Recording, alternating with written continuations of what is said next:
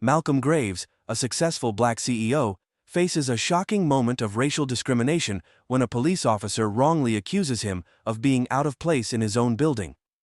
Despite his position and accomplishments, the officer questions his legitimacy based solely on his appearance, assuming he doesn't belong in a high-end office space.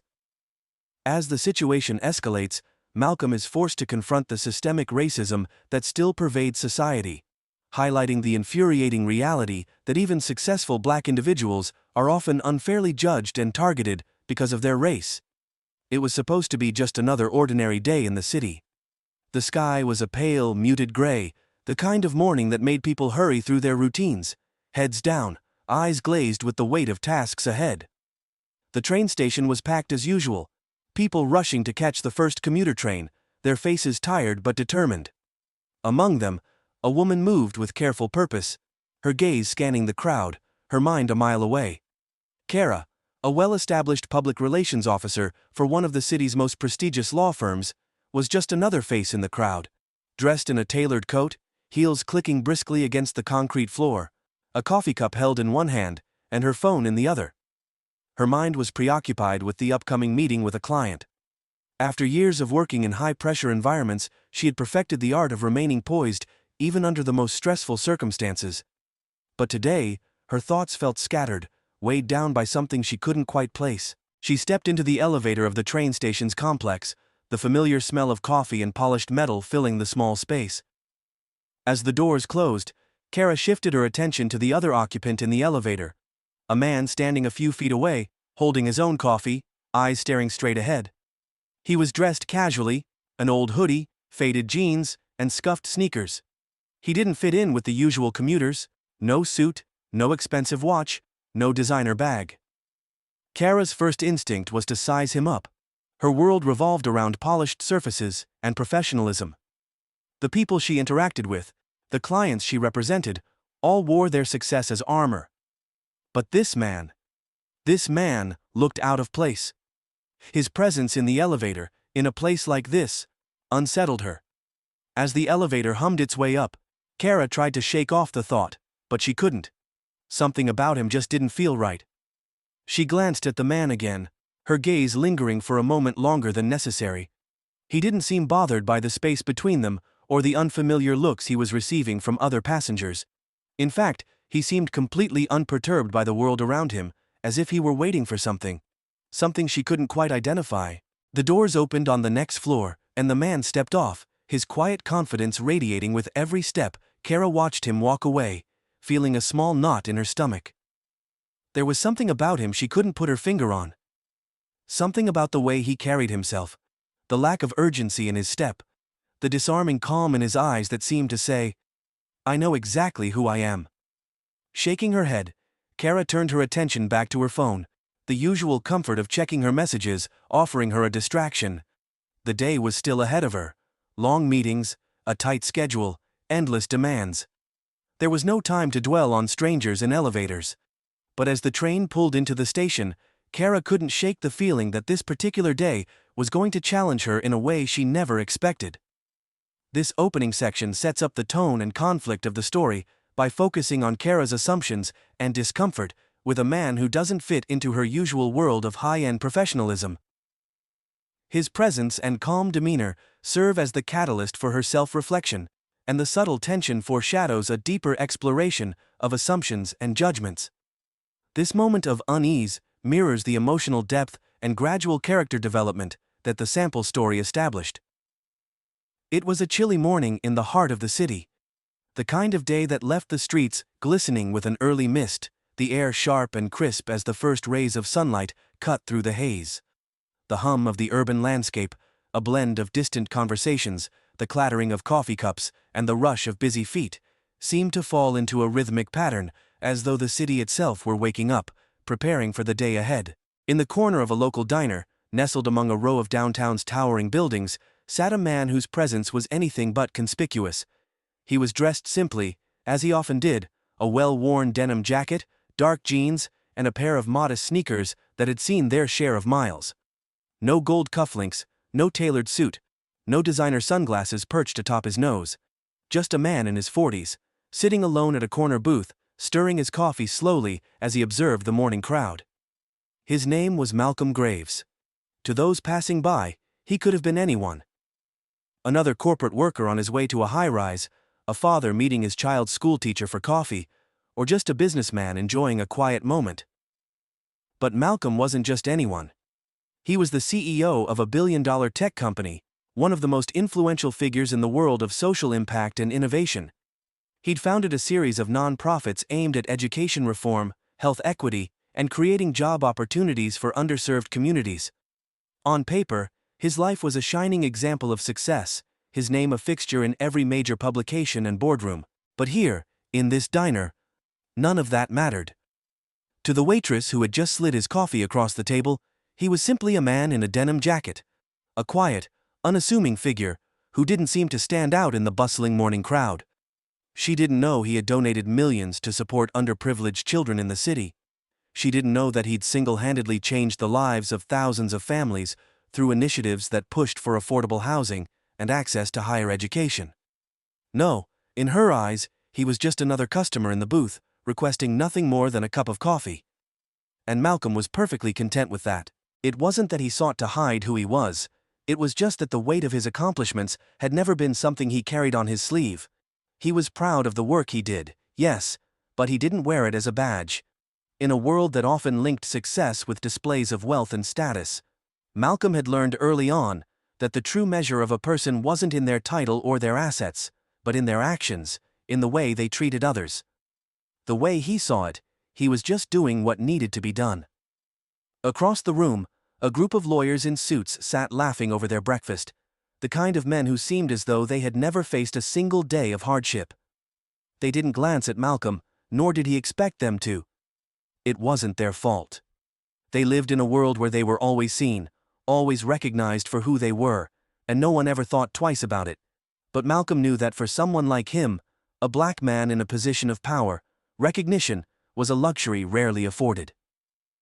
As the door to the diner swung open, a chill crept in, and in walked a man in his late 50s, his suit well-fitted, but a little too formal for the casual diner setting.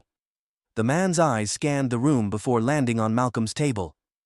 A flicker of recognition passed across his face, though he quickly suppressed it, unsure if it was appropriate to approach Malcolm. For his part, didn't react, his focus still on the simple ceramic cup in his hand, the black coffee swirling gently beneath the spoon's tip. The man hesitated for a moment, then took a few steps toward the booth. "Excuse me," he said, his voice friendly enough but tinged with a subtle uncertainty. "Is this seat taken?" Malcolm looked up, his eyes warm but unassuming. "Not at all," he replied, motioning to the seat across from him. "Please sit." The man slid into the booth with a slight nod, adjusting his tie, as if to make himself more comfortable in the casual setting. "I don't mean to bother you," he said after a beat, "but I think I know you. You look familiar. Are you Mr. Graves?" Malcolm smiled, but it was brief and polite, the kind of smile one offers when they've heard their name mentioned 1,000 times before. "Yes, I'm Malcolm Graves, nice to meet you," he said, keeping his tone even and approachable. The man's face lit up, a hint of awe crossing his features. "Of course I should have known you've done so much for this city. He trailed off, his admiration clear, though Malcolm could sense the subtle hesitation. There was always a hesitation, as if the man wasn't sure how to navigate the conversation. How could he? People rarely knew what to say when they were talking to someone like Malcolm, especially when they didn't expect someone who looked like him to be in charge of a multi-million-dollar company. "I'm not here to talk about that," Malcolm interrupted gently, sensing the man's awkwardness. "I'm just here for coffee, like everyone else." The man smiled awkwardly. "Right, of course I've read about your projects, your work with the schools, the healthcare initiatives. It's impressive. Truly you've made a real difference." Malcolm nodded, not wanting to deflect the compliment, but also not wanting to linger on it. "It's a team effort," he replied simply, shifting the conversation away from his work. "I'm just one part of a much larger picture." The man nodded, but his gaze lingered on Malcolm's face, as if still trying to reconcile the man before him with the name he had heard in the papers. Malcolm could feel the weight of the unspoken judgment hanging in the air, just as he had felt it countless times before. The disbelief that someone who looked like him could occupy such a role, that his success didn't match the expectations people had of him. It was a subtle, almost imperceptible thing, but it was there. Always there. In the way people looked at him, in the way they tried to figure him out, in the way they sometimes, quietly, assumed that a black man in his position couldn't possibly have earned it. It didn't bother him the way it used to. He had grown used to it over the years. He had learned to accept that some people would always underestimate him, would always look past him, until they saw the credentials, the title, the accolades. He didn't mind it. What mattered was the work, the real work he did every day. It was just unfortunate that the world so often failed to see that. The man across from him, sensing the shift in the conversation, cleared his throat awkwardly. "I've got to run, but I just wanted to say thank you for everything you've done." "Really?" He stood, his posture stiffer now, as if the conversation had begun to feel more formal. "It's an honor to meet you, Mr. Graves." Malcolm offered him a brief, courteous nod. "It's good to meet you too, take care." As the man walked away, heading for the door with a quick step, Malcolm found himself reflecting on the interaction he had grown so used to. These types of moments, polite, disarming, and yet so telling. People always said the right things, but there was a quiet undercurrent, an assumption buried beneath their words, that Malcolm was still the exception. That he, somehow, didn't belong in the spaces he had worked so hard to carve out for himself. Outside the diner, the city was alive with the sounds of rushing cars, honking horns, and hurried voices. The tension in the air seemed palpable, like an invisible wall separating the people who belonged and those who didn't. It was a divide that Malcolm knew well. And though he didn't let it consume him, it followed him everywhere, shaping the way he moved through the world. The waitress returned, offering him a quick refill. "How's the coffee?" she asked, still not quite meeting his eyes. "It's perfect," Malcolm replied, his voice steady, his smile gentle. He didn't expect anything more from her. She wasn't required to see him for who he truly was. She wasn't required to acknowledge his title or the work he had done. It wasn't her fault, just as it wasn't the fault of the man who had approached him with that hesitant awe in his eyes. But it was still something Malcolm had to deal with every single day, and as the waitress walked away, the familiar thought crossed his mind. This was a part of the journey. His journey. The journey of someone who had fought, clawed, and worked their way to the top, only to realize that no matter how high he climbed, the view from up there would always be shadowed by assumptions and biases that had nothing to do with his abilities, and everything to do with his skin. The moment lingered, hanging in the air like the steam rising from his coffee cup. He glanced down at the swirling black liquid, watching it ripple as the spoon turned gently. The day had just begun, but already, the weight of it all was beginning to settle over him once more. Malcolm finished his coffee, the bitter warmth easing the early morning chill in his bones.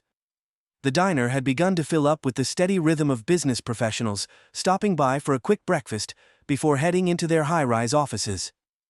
The morning light, filtered through the small windows of the diner, cast a soft glow over the worn tables and chairs. Malcolm hadn't come here for anything other than quiet solitude. The day ahead was already stacked with meetings, calls, and decisions that could change the trajectory of his company's growth. But what bothered him wasn't the demands of his job. He'd long become accustomed to that. But the gnawing, almost invisible tension that lingered in the air, wherever he went, the kind of tension that followed him like a shadow. Just as he was getting ready to pay his bill, the door to the diner swung open, and a group of 3 men entered. They wore uniformed suits and ties, clearly in a hurry. Their sharp shoes clicked against the tile floor as they made their way toward the counter. They were the kind of men Malcolm had seen countless times in boardrooms, making deals, shaking hands, always surrounded by the trappings of success. None of them paid him any attention at first. They didn't glance his way, didn't nod in greeting. It was the same pattern that Malcolm had grown used to. The invisible man in the corner, hidden behind the suit jackets and the shiny shoes. But then, one of them, a tall man with silver hair and a sharp jawline, glanced over, his eyes narrowing slightly as they landed on Malcolm. The flicker of recognition in his eyes was almost imperceptible, but it was enough. It was that moment, the look, the hesitation, that told Malcolm exactly what the man was thinking. He was trying to place him. Trying to figure out how someone like Malcolm, someone who didn't fit the image of a powerful CEO, could possibly belong here in a diner like this. It wasn't overt racism, not in the way people sometimes expect. It was the subtler, insidious kind of prejudice, the kind that just didn't expect someone who looked like Malcolm to have any reason to be in a space like this, unless he was working for someone else. The man's gaze lingered for a moment longer, as if Malcolm might stand up and give him some sort of validation for his assumptions. But Malcolm stayed seated, his face passive, giving nothing away. The man turned back to his companions, but the energy in the room shifted. He had acknowledged Malcolm, even if just for a second, and it was enough to set the tone for what was about to unfold. The waitress returned with the check, and Malcolm settled it quickly, paying in cash with a practiced motion, as if he had done this 1,000 times before. It was then that the door opened again. 2 uniformed police officers entered. They were just here for coffee, it seemed, stopping by, exchanging casual words with the barista behind the counter. But one of them, a young officer with an uncertain expression, noticed Malcolm sitting alone. The officers stood at the counter, discussing something in low voices, when the younger one suddenly turned to glance at Malcolm. It wasn't a quick look. It was a prolonged one.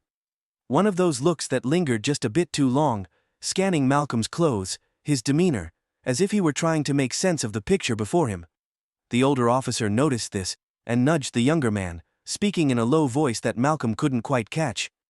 The younger officer smiled, but there was something uneasy about it, a discomfort Malcolm knew all too well. Malcolm stood up from the booth, collecting his jacket, ready to leave. His movements were slow, deliberate, and he could feel the weight of the officer's eyes following him. He had long ago learned to ignore the discomfort of being looked at like an outsider in places he had every right to be. But even as he adjusted his jacket and made his way toward the door, he heard a voice behind him. "Excuse me, sir," the younger officer called out. "Can I ask what you're doing here?" Malcolm froze, momentarily caught off guard. He hadn't expected this. He turned slowly, his face calm, keeping his voice steady. "I'm just having breakfast, I'm on my way to work," he replied, his words neutral. There was no malice in his tone, but the officer didn't seem to be satisfied. The officer took a step closer, his stance rigid and almost confrontational. "You don't seem like the type of person who would come here, that's all. You're not from around here, are you?" Malcolm could feel the tension building. He recognized the play. The casual insinuation, the question that was never really about his breakfast, but about his place in this diner, this city. The officer's tone was polite, but it was clear he was measuring Malcolm, deciding whether or not he belonged. "I'm from here," Malcolm said, his voice cool but unwavering. "I live just a few blocks away, I'm a regular customer." The officer blinked, clearly unsure how to proceed, but there was no apology, no acknowledgement of the error. Instead, he simply nodded, taking a half step back as if deciding that Malcolm had passed whatever informal test he'd been put through. Malcolm knew the script, he'd seen it countless times, and while part of him wanted to challenge the officer, to ask why his presence seemed to raise suspicion, he chose not to. Not today. Not in a place like this. Not where the judgment was both subtle and overt. As he stepped outside the diner, the cold air hit him in the face, sharp against his skin. He pulled the collar of his jacket up and walked toward his car. The weight of what had just happened lingered in the pit of his stomach, but he did his best to push it aside. It wasn't the first time he'd been treated like an outsider, a visitor in his own city, but it still stung, and it made him feel small in ways he hadn't felt in years. As he slid into the driver's seat of his modest sedan, a vehicle that blended in with the crowd, he let out a deep sigh. He had already learned to navigate these moments with grace. But today, something about it felt more oppressive than usual. The thing was, he didn't even have to be the one to speak up to feel the weight of the system on him. Malcolm was used to being underestimated, to feeling like he had to prove his worth, even in spaces where he belonged. But this was different. It wasn't just about the officer's ignorance. It was about the unspoken rules that governed people like him. Rules that said he couldn't be a man of power if he didn't look the part, dress the part, act the part. And no matter how many boardrooms he sat in, no matter how many deals he brokered, there would always be someone who saw him and thought he was just another face in the crowd. As he turned the key in the ignition, his fingers gripping the steering wheel just a bit tighter, the frustration began to rise. He wasn't angry, Not yet. But the injustice of it all was slowly eating at him, growing, settling deep into his bones. And even though he had mastered the art of remaining calm, of pushing these moments aside as if they didn't matter, he could feel the weight of it today. Maybe it was the police officer's questioning. Maybe it was the dismissive glance from the man in the suit. But the truth was, it didn't matter how many awards he won, how many lives he changed, or how many billion-dollar deals he closed. The truth was that Malcolm Graves, black, powerful, and unassumingly dressed, would always have to work harder than the person standing next to him. He would always have to fight for the right to be seen as who he truly was. The tension in his chest tightened as he drove toward his office. He had learned to live with it, to push through it. But today, as the city blurred around him, it felt harder than ever to ignore. The injustice of being both invisible and constantly scrutinized by those around him gnawed at him, relentless and ever-present. And yet, there was no release, no place where he could simply breathe, no place where he could be just Malcolm. This section develops the initial conflict as Malcolm faces both subtle and overt forms of prejudice in a public setting. The microaggressions and assumptions weigh on him, though he remains composed outwardly. His internal conflict between his desire to react and his need to maintain professionalism deepens, setting the stage for the larger confrontation to come. The tension escalates subtly, reflecting his growing frustration and the unfairness he endures daily. Malcolm's fingers drummed on the steering wheel, his eyes focused on the road ahead, but his mind was elsewhere. The morning's events seemed to weigh on him like a heavy fog, clouding his thoughts. He'd grown accustomed to these small indignities, the sideways glances, the subtle microaggressions. But today, something about it felt different. There was a growing sense that he wasn't just being dismissed, he was being targeted. The officer's words still echoed in his mind. "You don't seem like the type of person who would come here." As he drove through the city, heading toward his downtown office, the tension built inside him, a quiet but persistent pressure that refused to subside. He had learned to hide his frustration, to keep his composure in check. But today, it was becoming harder to do so. The little injustices were adding up, stacking on top of each other, until they threatened to crush him.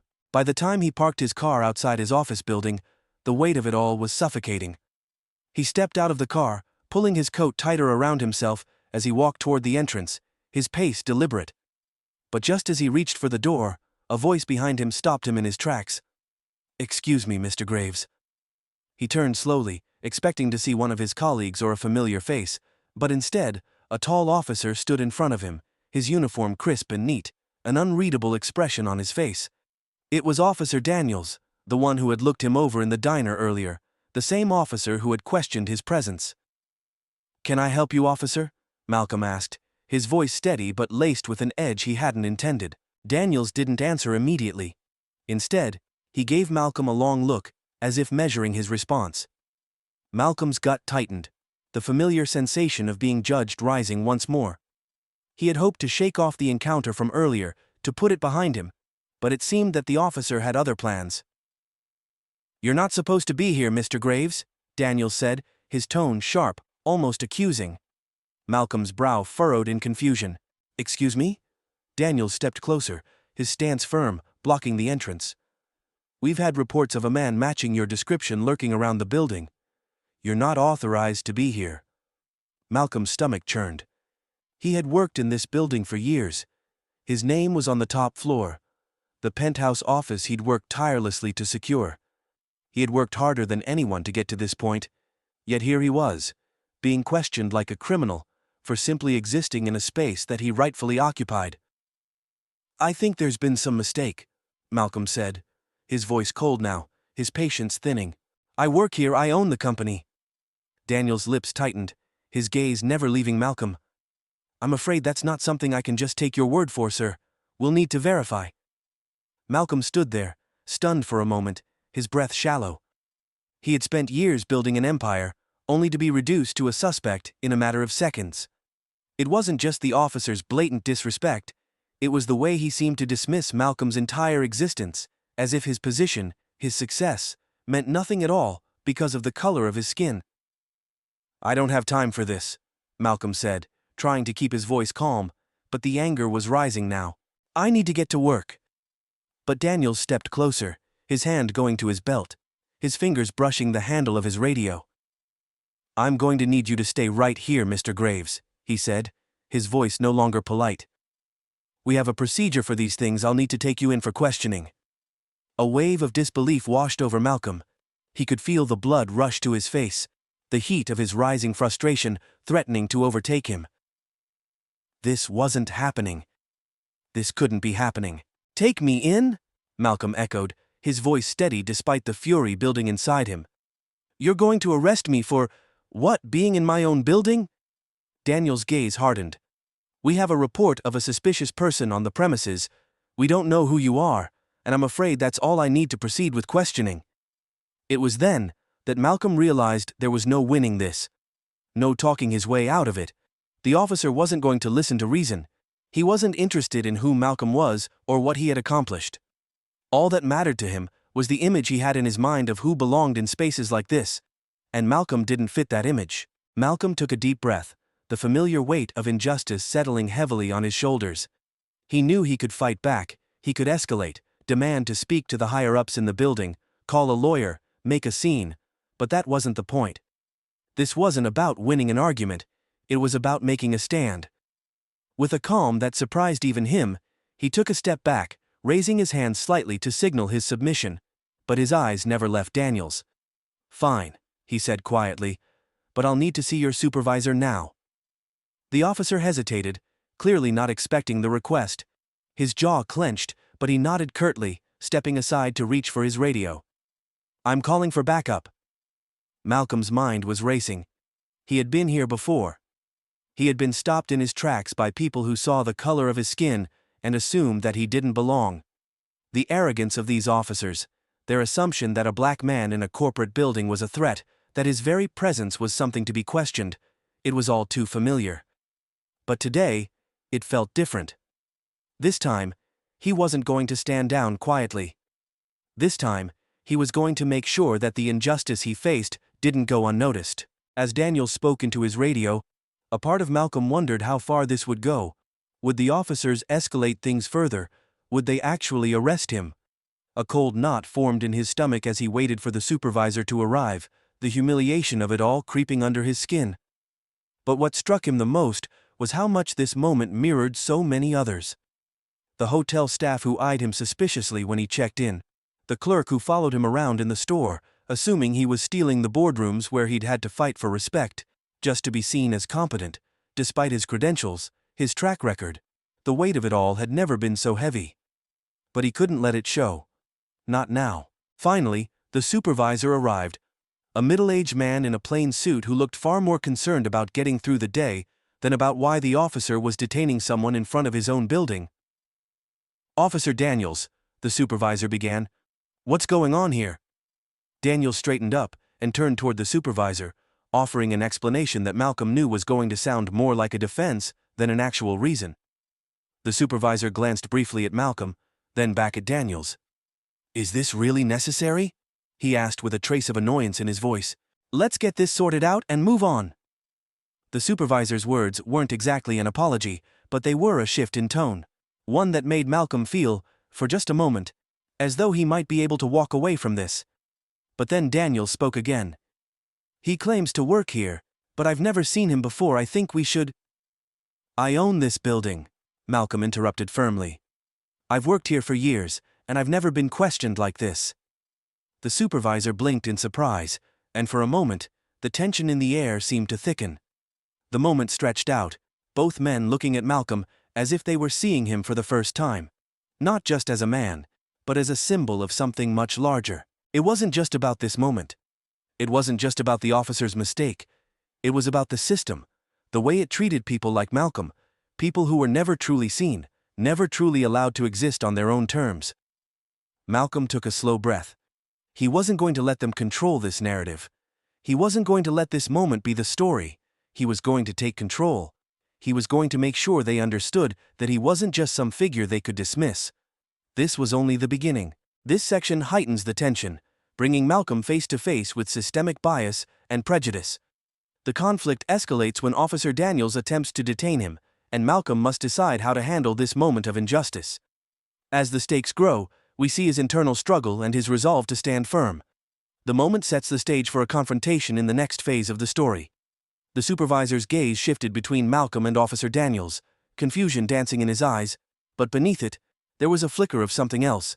Recognition, maybe, or the start of realization. Malcolm wasn't sure which, but it didn't matter. The moment stretched, and for a second, he could feel the heat in his chest, his pulse quickening, as though his body was waiting for something to break. Daniels stood stiff, still clutching his radio, the tension in his posture sharp. The supervisor's eyes lingered for a second longer before he cleared his throat and turned toward Malcolm, his tone now more neutral than accusatory. "Well, if you really are Mr. Graves," the supervisor said slowly, clearly unwilling to fully back down yet, "you should have identification on you, right? Something to prove it." Malcolm felt his blood pressure spike. He didn't need to show his ID, he didn't need to prove a damn thing to anyone. But he also knew that engaging in a battle of wills, right here, right now, wasn't going to get him anywhere. It would only feed into their assumptions, the assumption that he was the one in the wrong, that he was the problem. "I've worked here for years," Malcolm said again, his voice low but steady, his words deliberate. "My name is on the plaque outside. I'm the CEO you can verify with the building security. They'll tell you I'm who I say I am." The supervisor was quiet for a moment. There was a flicker of doubt in his eyes, but his hands were still folded in front of him, like he was waiting for the other shoe to drop. But instead of doing what Malcolm expected, asking for verification or apologizing for the misunderstanding, he looked back at Daniels, who nodded just once. Without a word, Daniels pulled out his phone and dialed something on his radio.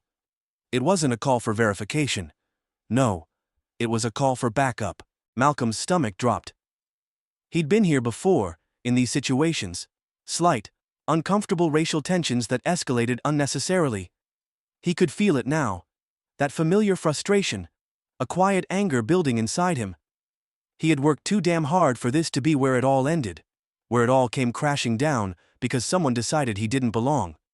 "Sir," Daniels said, his voice rising slightly, "I'm going to have to ask you to step aside for a moment.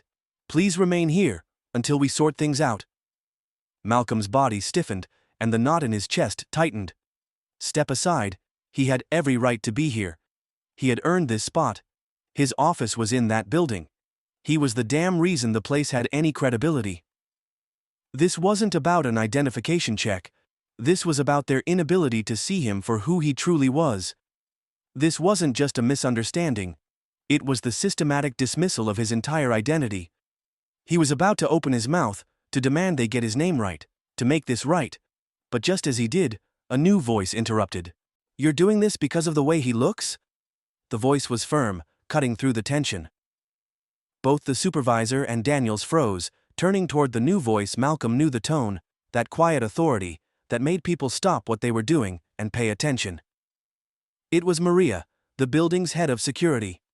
She had been a colleague of Malcolm's for over 5 years, and though they didn't interact much outside of work, she knew him well enough.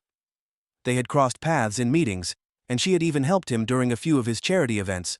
Maria was a woman of few words, but knew the system, and its flaws, better than most. The supervisor and Daniels both flinched, the slightest sign of unease visible in their rigid postures. Maria stepped forward, her eyes sharp, focused solely on Daniels. "I think it's pretty clear what's going on here," she continued, her tone unwavering. "Malcolm Graves, CEO, philanthropist, and the reason this building even has the reputation it does, is being treated like a criminal for no reason other than the way he looks. You don't need to verify his ID, Daniels. Just check with security." Malcolm's heart skipped a beat as he watched the officer's face flush slightly. Maria's intervention had thrown him off balance. She wasn't just an ally, she was someone in a position of power, someone who could change the direction of this moment. And yet, as Maria spoke, Malcolm could feel the truth hitting him like a ton of bricks. The police officer wasn't questioning his identity for any other reason than the color of his skin. Daniels stammered for a second, but it wasn't enough. "He matched the description of a suspicious person," Daniels muttered, his voice defensive, but lacking conviction now. Maria gave a tight smile, her lips curling ever so slightly. "And what's the description? A black man with a nice suit and a briefcase," she shot back, voice sharp, but not loud. The words hung in the air, and for a moment, it felt like the weight of everything Malcolm had ever fought for. The systems he had worked so hard to change, the dignity he had tried to demand for people who looked like him, was just beginning to crack open. "Are you going to apologize to him, or are we going to do this the hard way?" Maria asked. Daniels took a breath, clearly deciding that the moment had slipped out of his hands. His radio crackled, the backup call unanswered. He didn't want this to escalate any further. His own hesitation spoke volumes. He hadn't expected someone to step in and question his authority. Especially not someone like Maria, who knew how to stand her ground without raising her voice. "I'm sorry, Mr. Graves," Daniels muttered. Finally. "But we're just doing our job." Malcolm stood silent, letting the apology wash over him. His blood was still simmering, but he didn't allow his temper to take control. He had learned a long time ago that fighting fire with fire rarely got you anywhere. But still, it wasn't enough. It didn't change the fact that he was being treated like a criminal in the building he owned, the building that would be nothing without him. It didn't change the fact that, despite all his success, he was still a black man, fighting to be seen as an equal. Maria turned toward him, her expression softening, though she said nothing. She knew this wasn't over. It couldn't be. The truth was, even with her standing here, defending him, this wasn't just a moment of misplaced suspicion. It was a symptom of a much larger problem. Malcolm took a deep breath, his mind already moving. He could feel the quiet burning inside him, the need to say something, to make sure this moment didn't just pass, forgotten by everyone involved. His silence, while composed, wasn't acquiescence. It was calculated. His moment was coming. "It's okay, Maria," Malcolm said softly, his voice calm, yet laced with a depth of emotion he hadn't expected. "But this isn't about me. It's about the people who don't have a voice in this building. It's about the people who face this every day and can't speak up. It's about the systems that treat people like us as less than." Maria nodded, understanding completely what he meant. But this wasn't just his fight. It was everyone who had been marginalized, everyone who had been silenced, and as much as he wanted to move on, to put this behind him, Malcolm knew that the real battle had just begun. The supervisor, still silent, shifted his weight uncomfortably. He had heard the words, he had seen the discomfort in Daniel's eyes. But now, it was his turn to make a choice. The problem wasn't just about this interaction. It was about a much larger system of inequality. And he knew it was time for a change. Malcolm's thoughts raced. He wasn't going to let this slide. Not today, he couldn't afford to. The truth was, this wasn't just about what had happened in the hallway. This was about the future. He had spent his entire life fighting for a world that didn't judge people based on how they looked, a world where the color of your skin didn't make you an instant target. And now, standing here, he realized that he had to make sure his fight wasn't over yet. He was going to do something. He wasn't sure what. But it would be something that would force people to confront the injustice of what had just occurred. He wasn't going to let this moment be forgotten. And as the supervisor hesitated, Maria's steady gaze on him, Malcolm felt the sense of urgency rise. This wasn't just about correcting a mistake. It was about demanding change. This section builds the climax toward a pivotal moment as Malcolm faces direct discrimination and is unfairly targeted by the officer. His internal struggle between maintaining composure and fighting back is highlighted, and the stage is set for a larger confrontation about systemic inequality. The tension builds to a point where Malcolm makes the decision to take action, setting up a decisive move in the next part of the story. Malcolm stood in the cold hallway, his eyes locked on Officer Daniels. The air between them was thick, heavy with unspoken words and the weight of the injustice that had unfolded in the last few minutes. The moment had come. There was no turning back now. Maria had stepped back, her arms folded across her chest, her gaze steady. She had done what she could to ease the tension, but now it was up to Malcolm. She knew this wasn't just a small mistake. This was bigger than one officer's actions. This was about something systemic, a bias that ran deep, one that had haunted Malcolm for years. And now, it was finally reaching a boiling point. Daniels shifted uneasily, his radio still clutched in his hand. The supervisor had stepped aside, clearly unsure how to proceed, his face red from the discomfort. The only thing that was certain now was that everyone was waiting for Malcolm's next move. They wanted to know how he would handle it. Would he stand down? Would he let it go? Or would he fight back? Malcolm's eyes narrowed, and he took a deep breath. He wasn't sure what would come next, but he knew one thing. He wasn't going to let this moment slip away. He wasn't going to let this officer, or the system that had allowed this to happen, have the final word. "This isn't about me," Malcolm said, his voice steady but loud enough to cut through the air. He looked directly at Daniels, who seemed to flinch under the intensity of Malcolm's gaze. "This is about everything that's wrong with the way we treat people, with the way people like me, people who look like me, are always the ones who have to prove we belong." Daniels opened his mouth, as if to protest, but Malcolm wasn't finished. He wasn't going to let him twist the story. "I don't need to prove anything to you, Daniels," Malcolm continued, his voice firm now, carrying the weight of years of frustration, of every injustice he had ever faced. "I've spent my life working to earn my place. I've built something from the ground up, and you—" He pointed directly at Daniels, his finger sharp. "You don't get to decide who belongs in this building. Not today." Daniels took a step forward, his expression hardening. There was an unmistakable tension in the way he stood, his jaw clenched, his fingers tightening around the radio. For a split second, Malcolm saw the man for who he really was. The thin veneer of authority cracking beneath the pressure of being exposed. "You think you're above the law, don't you?" Daniels snapped. "I don't care how much money you have, I don't care what kind of building you own, you don't belong here. People like you never do." The words hit Malcolm like a slap across the face. It wasn't just the officer's tone. It was the venom behind the words, the palpable hate, the blatant disregard for who Malcolm was and everything he had accomplished. And just like that, the anger that had been simmering inside him burst to the surface. Maria moved closer, sensing the shift in Malcolm's demeanor, but before she could say anything, Malcolm held up his hand, signaling for her to stay back. He needed to handle this himself. He needed to make sure that the world saw this moment for what it was. "People like me?" Malcolm repeated, his voice dangerously low. "You're right about one thing. People like me never do belong, do they? We never belong in boardrooms. We never belong in corporate spaces. We never belong in positions of power. Because the only thing you see when you look at me is the color of my skin." He took a step forward, and Daniels backed up, clearly surprised by the shift in Malcolm's presence. But it wasn't fear in Daniels's eyes. It was something far more dangerous. It was the defensiveness of someone who had just been caught in their own lie. "You think I don't belong here?" Malcolm's voice was rising now, his frustration pouring out in every word.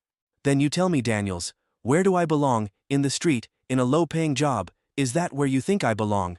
You want me to stay in my place, don't you?" Daniels' eyes flickered nervously, but instead of backing down, he straightened up. His arrogance was starting to show, his mask of authority slipping further.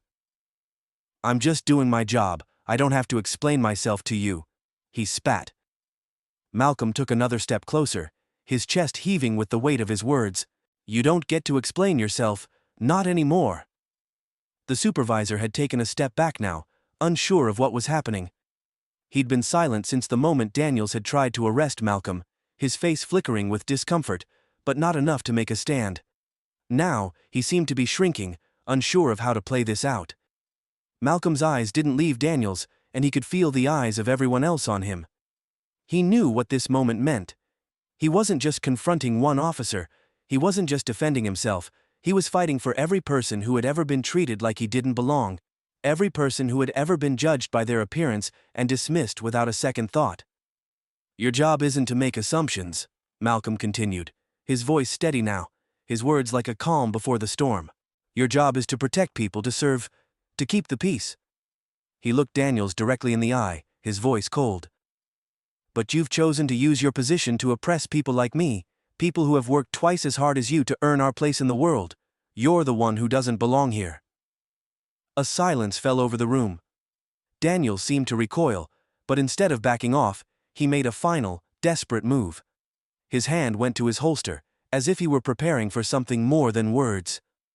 It was a clear sign that this wasn't just about a misunderstanding, it was about power, about the belief that he could control this situation. Malcolm's eyes widened for a fraction of a second, his instincts flaring. He knew what was happening. He had seen it before. The escalation from words to force, the misuse of authority by someone too prideful to back down. But just as Daniels reached for his gun, Maria was there, her hand on his arm, stopping him cold. You don't want to do that," she said firmly, her voice carrying authority that made even Daniels hesitate. The room held its breath. For a long moment, it seemed as if time had stopped, everyone frozen in place. The building's silent hum, the low murmurs of the office workers passing by in the hallway, all faded into the background. It was just Malcolm, Daniels, and Maria. Malcolm's heart raced, but he didn't flinch. His stance was solid, every fiber of his being filled with a quiet, resolute power. He wasn't going to be intimidated. He wasn't going to let this moment be stolen from him. "I've worked too hard to be treated like this," Malcolm said quietly, his voice hard as steel. "This is my fight now. I'm not backing down." Daniels glanced at Maria, his eyes filled with uncertainty. He had crossed a line. He knew it, and so did everyone else in the room. But it was too late to undo what had been done. His reputation, his integrity, had been exposed. His systemic bias, his racism, had been laid bare for everyone to see. Maria gave a single sharp nod, signaling to Malcolm that she had his back. And just like that, the tension seemed to shift. The officer's position was no longer as secure as he thought it was. The supervisor, who had been silent up until this point, took a step forward, his expression now shifting toward something resembling guilt. "This is over, Daniels," the supervisor said, his voice laced with finality. "Let him go." Daniels' face was a mixture of disbelief and humiliation. The full weight of his actions was crashing down on him, but he had no choice. He couldn't escalate this any further without facing repercussions himself. He stepped back, his posture stiff, but his eyes were still fixed on Malcolm, full of resentment and frustration. "This isn't over," he muttered, turning away and walking down the hall, still clutching his radio. Malcolm exhaled, his muscles still tight, every inch of him still coiled with the adrenaline of the confrontation. But the fight wasn't over, not by a long shot. As the sound of Daniel's retreating footsteps faded, the supervisor cleared his throat, looking nervously at Malcolm. We'll make sure this doesn't happen again," he said, his voice almost apologetic, though it still held a trace of reluctance. It wasn't much, but it was a start. "I'll make sure this gets addressed with the department." Malcolm didn't respond immediately. He was still processing, still digesting the weight of what had just happened. The fight had changed him. It had shown him that while the battle for equality wasn't over, he was willing to face it head-on, no matter the consequences. But as the supervisor shuffled away, leaving him alone in the hallway with Maria, Malcolm's mind raced. What would this mean for him? Would the system retaliate in ways he couldn't predict? Was he really ready for what came next? The door to his office was just a few steps away, and yet, Malcolm felt a strange sense of uncertainty. The victory wasn't complete. The battle had only just begun. This section climaxes with a direct confrontation between Malcolm and Officer Daniels, highlighting the intensity of systemic bias and the protagonist's inner strength. The revelation of Daniels' prejudice and the protagonist's refusal to back down serves as a pivotal moment in the story. The stakes are high, and the tension reaches its peak, leaving the outcome uncertain and setting up the next phase. The hallway was silent now, save for the soft sound of Malcolm's breathing and the faint hum of the building's air conditioning. The weight of what had just happened hung in the air, thick and suffocating. His heart pounded in his chest, his hands clenched into fists at his sides. The confrontation with Officer Daniels had shaken him, but it had also ignited something inside him. Something raw, something fierce. He knew it wasn't over. It couldn't be. The fight had only just begun. Officer Daniels was retreating down the hallway, still holding his radio, his back turned to Malcolm. The supervisor, visibly uncomfortable, had stepped back, allowing the moment to pass. But for Malcolm, the tension remained, hanging in the space between him and the people who had just tried to reduce him to nothing. Maria stood next to him, her expression unreadable, but her stance firm. She was waiting for him to make his move, to decide what came next. Malcolm took a deep breath and straightened his shoulders. It wasn't just about this moment, it wasn't just about what had happened in the hallway. This was about something bigger. It was about the countless people who had been dismissed, disrespected, and ignored because of their race. It was about the system that had allowed it to go unchecked for far too long. He couldn't let it slide. Not anymore. He turned to Maria, his eyes meeting hers. She could see it in his face. The resolve, the fire that had been building inside him. She knew what was coming next. "I'm not walking away from this," Malcolm said, his voice low but unwavering. "This is bigger than just me. It's about the people who aren't in this building, the ones who get treated like this every day and don't have the means or the platform to fight back." Maria nodded. "I know, and I'll back you up, no matter what." The supervisor, still standing awkwardly off to the side, cleared his throat. "Mr. Graves," he began, his voice shaky, I understand that what just happened was inappropriate.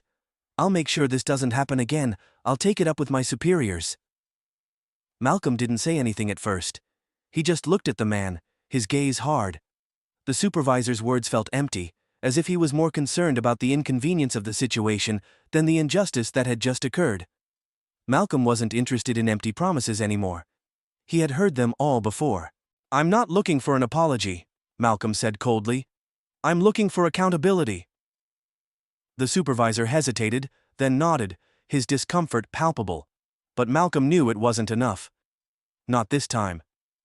"You don't get to just brush this under the rug," Malcolm continued, his voice rising with the anger that had been building inside him. "You don't get to pretend like this is just some misunderstanding.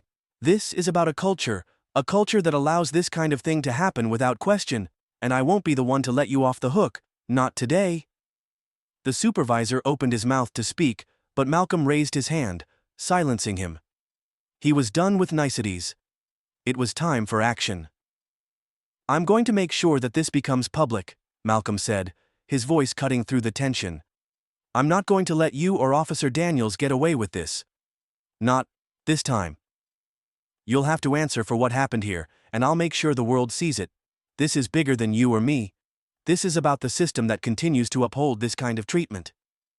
The supervisor's face drained of color. What do you mean by that?" he asked, his voice shaking.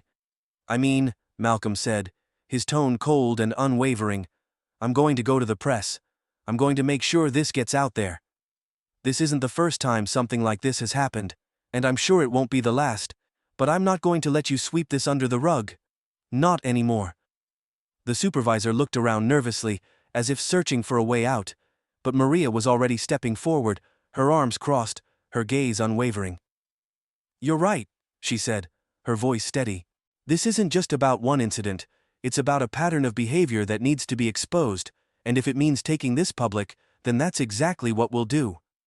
Malcolm nodded, his resolve hardening. This wasn't just about getting back at Officer Daniels. It wasn't even just about his own dignity. This was about forcing a system that had been complicit in its own biases to reckon with the consequences of its actions. The supervisor opened his mouth again, but this time, Malcolm didn't wait for him to speak.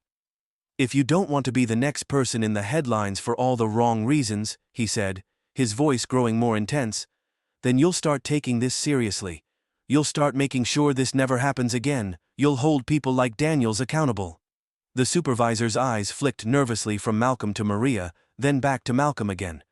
He looked defeated, caught in a situation that he couldn't control. The shift in the air was palpable.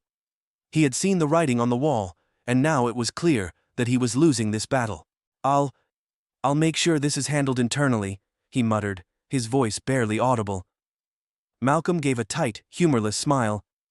"You'd better, because I won't be the only one calling for change." He paused, letting the weight of his words sink in. "I won't be the only one calling for justice."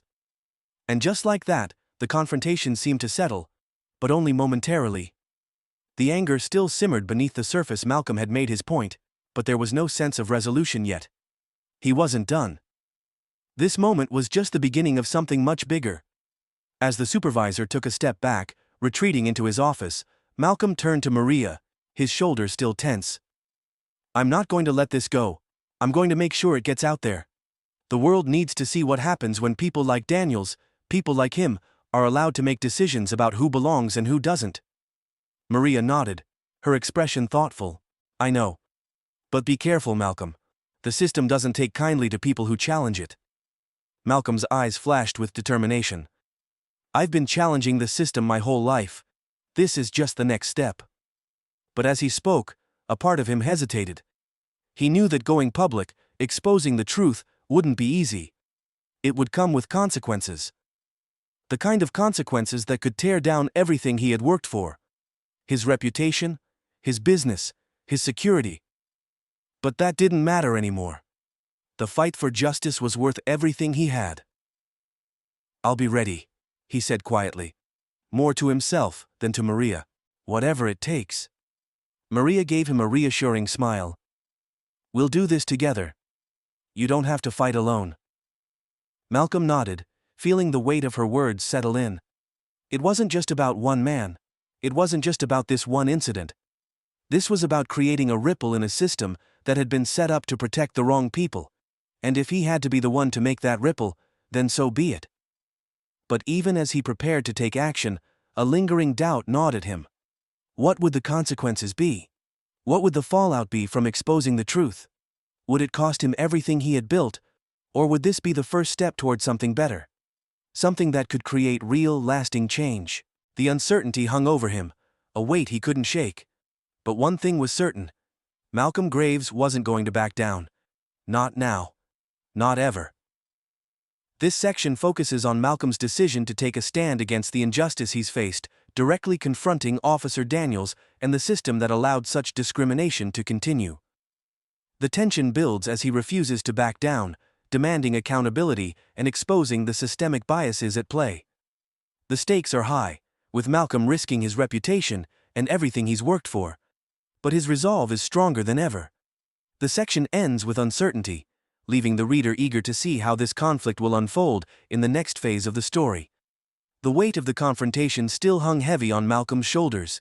He had walked away from that hallway with a sense of righteousness, but as the day unfolded, the consequences of his actions started to set in. It was no longer just about the moment in the hallway with Officer Daniels. His decision to go public with the incident, to take on a system that had treated him like an outsider for so long, had sparked a chain reaction that was only beginning to unfold. It started with a simple tweet. Malcolm had spent hours pacing his office, making calls to allies, strategizing with Maria, and drafting a statement. The moment he had spoken to the press was the moment everything changed. A news article appeared within hours, detailing the incident and calling attention to the systemic issues at play, not just in this building, but in institutions across the country. He hadn't expected the story to blow up so quickly, but it was clear that it struck a chord. People were tired of the same old story. The story of black men and women being silenced, ignored, and mistreated by those in power. The response was immediate. Social media exploded with support, and within days, major news outlets were covering the story. The press wasn't kind to Officer Daniels' footage from the building's security cameras leaked online, showing Daniels' actions during the incident. The unjust questioning, the threat of escalation, the blatant racial bias he had demonstrated. People were outraged, and Malcolm's voice became one that echoed far beyond the walls of his office. But even as the media storm raged, there were whispers in the background. Whispers about the supervisor, the building's management, and the police department's reluctance to address the matter. The pressure on the department was mounting, and within a week, Daniels was put on administrative leave, pending an investigation. Malcolm didn't take joy in the downfall of a man, but there was no denying the sense of vindication he felt. The system had failed him, but for once, the system was being held accountable. One morning, about 2 weeks after the incident, Malcolm sat at his desk, his phone buzzing with updates. He had just gotten off the phone with a reporter who wanted a follow-up interview, asking about his plans for the future. He wasn't sure how to respond. Not yet. He wasn't done with this fight. But there was a part of him that needed to pause, to take stock of where he was and what had happened. Maria knocked on his office door, her usual calm demeanor replaced with a hint of excitement. "Malcolm, you're going to want to see this," she said, holding out her phone. On the screen was a tweet from a prominent activist and community leader, someone Malcolm had long admired. The tweet was simple but powerful. Justice is not just about accountability, it's about transformation. Thank you, Malcolm Graves, for sparking the change we've needed for so long. This is just the beginning. Below, it were countless other retweets and comments, all echoing the same sentiment. Malcolm's fight wasn't just about one incident. It was about a movement, a call for systemic change that extended far beyond one officer's actions. Malcolm felt a swell of emotion. He hadn't set out to start a revolution. He hadn't set out to be a symbol. But that was exactly what had happened. His decision to stand up, to demand accountability, had sparked something much larger than he had anticipated. He leaned back in his chair, his mind swirling with the realization of just how far his actions had reached. It wasn't over. It would never be over. But for the first time, Malcolm felt like he was part of something bigger than himself. A movement that could bring real change to the communities that had been left behind for so long. Later that day, he sat down with his legal team and several key figures from his company. They were preparing for the upcoming investigation into Officer Daniels and the broader question of systemic racism within the police force. The stakes had grown higher, but so had Malcolm's resolve. He wasn't going to let the fire die out now. He wasn't going to let the conversation end with one officer being held accountable. "It's not just about fixing what's broken," he said to the group, his voice firm and steady. "It's about creating something new. We're not just here to point fingers, we're here to be a part of the solution. We've got the resources, we've got the platform, and now it's time to use them." His words weren't just a call to action for his team, they were a declaration to himself. He had spent his life building something, fighting against the odds, and now it was time to leverage that success for something bigger. This wasn't just about one confrontation in a hallway. This was about creating a lasting impact, changing systems that had been designed to hold people like him back. As the investigation into Officer Daniels continued, Malcolm found himself traveling more, speaking at rallies, and meeting with other activists. He was still the CEO, still running his company, but he had become a voice of change, and it was a role he took seriously. He knew that there would be resistance, that there would be people who tried to silence him, but he also knew that he had a responsibility to keep pushing forward. One afternoon, he received a call that he hadn't expected. Daniels had been fired. The investigation had revealed not just the officer's actions during the incident, but also a pattern of discriminatory behavior within the department. It was a victory, yes, but it wasn't the end. The system was still broken, and the work of dismantling it had only just begun. "I want to thank you for your efforts, Malcolm," the head of the department said in a somber voice. "But this is only the tip of the iceberg we're looking at, overhauling training protocols, implementing new policies, and addressing the broader cultural issues that allowed this to happen. It's going to take time, but we're committed to making real change." Malcolm nodded, knowing that the fight for justice wasn't just about one officer or one institution. It was about the entire system, the cultural shifts that needed to happen in every corner of society. He wasn't done. He couldn't be. As he hung up the phone, Malcolm looked out his office window, the skyline stretching out before him. He had come so far, but the journey wasn't over. The weight of the change he had ignited sat heavy on his shoulders, but he wasn't afraid. He had been underestimated before, and he was sure it would happen again. But this time, he was ready. The fight for justice was far from easy, and Malcolm knew that the road ahead would be filled with challenges.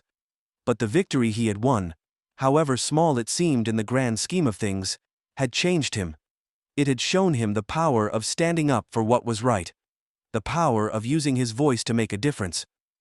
It had shown him that change was possible, even in a world that seemed designed to keep people like him down. As the days passed, the momentum continued to build. Protests, community meetings, and discussions about reform filled the headlines. The public was demanding answers, demanding change. And Malcolm had become one of the loudest voices in that fight. He was no longer just the CEO of a successful company. He was a leader, a symbol of hope for those who had been silenced for far too long. And as he prepared for the next step in his journey, Malcolm couldn't help but feel a sense of quiet satisfaction. The fight wasn't over, it would never be over. But he had started something, a movement that had the potential to change everything. He wasn't sure where the road would lead, or what the next challenge would be. But one thing was certain. Malcolm Graves wasn't backing down. He had only just begun.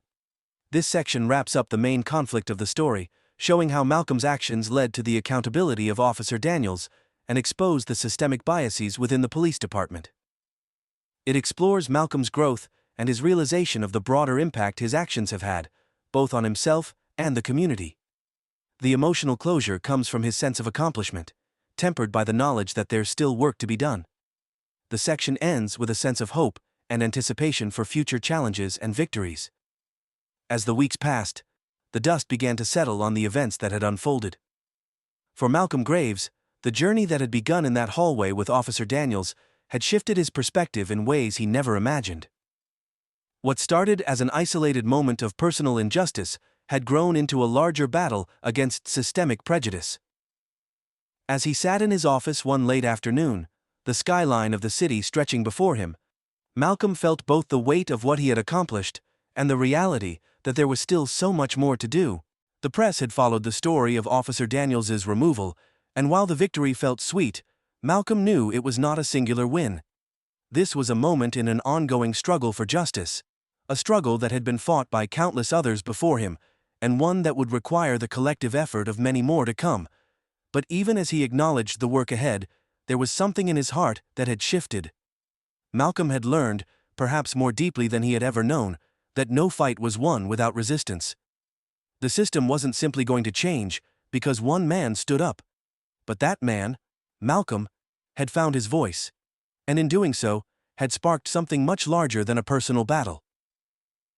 The ripple effects of his actions were visible now, not just in the firing of one officer, but in the conversations happening across the city, in the protests and the community forums calling for change. There was a movement gaining momentum, a movement he was now a part of, a movement that couldn't be ignored. It wasn't just about the moment with Daniels anymore, it was about creating something sustainable, a cultural shift that would continue beyond any single confrontation. And though the road ahead would not be easy, Malcolm had come to realize that this fight, this larger fight for equality and justice, was something that would remain his life's work. Closing the arc. Malcolm had always believed in the value of hard work, in the power of resilience and determination to overcome any obstacle. His rise from a modest background to the CEO of a successful tech company had been marked by his ability to navigate the challenges thrown his way. But the events of the past month had forced him to confront a deeper layer of injustice, one that couldn't be solved through sheer effort or business acumen. It was a systemic issue, ingrained in society for generations. And though the personal confrontation with Officer Daniels had been a pivotal moment, Malcolm knew it was only one small piece of a much larger puzzle. His growth over these past few weeks had been profound. In many ways, Malcolm had been forced to become more than just the businessman he had been for most of his life. He had become a leader, someone who wasn't afraid to speak out, to challenge the status quo, and to stand up for what was right, even when it came at a personal cost. The battle wasn't won in the boardrooms, and it wasn't won in the courtroom. It was won in the streets, in the hearts and minds of the people who had been suffering quietly for far too long. But what had truly changed for Malcolm was his understanding of his own role in the fight for justice. He had spent much of his life focused on achieving personal success, and while that success was important, it had never been the true source of his strength. The strength that had gotten him through the toughest moments in his life was the same strength that fueled his determination to confront injustice head-on. It was a strength that came not from power or wealth, but from a deep understanding of the world's flaws, and the courage to act in the face of them. As Malcolm reflected on these changes, he realized that the person he had become was one he was proud of, a person willing to risk everything for something greater than himself. He knew that this journey was far from over. The changes he had helped spark needed to grow and gain traction.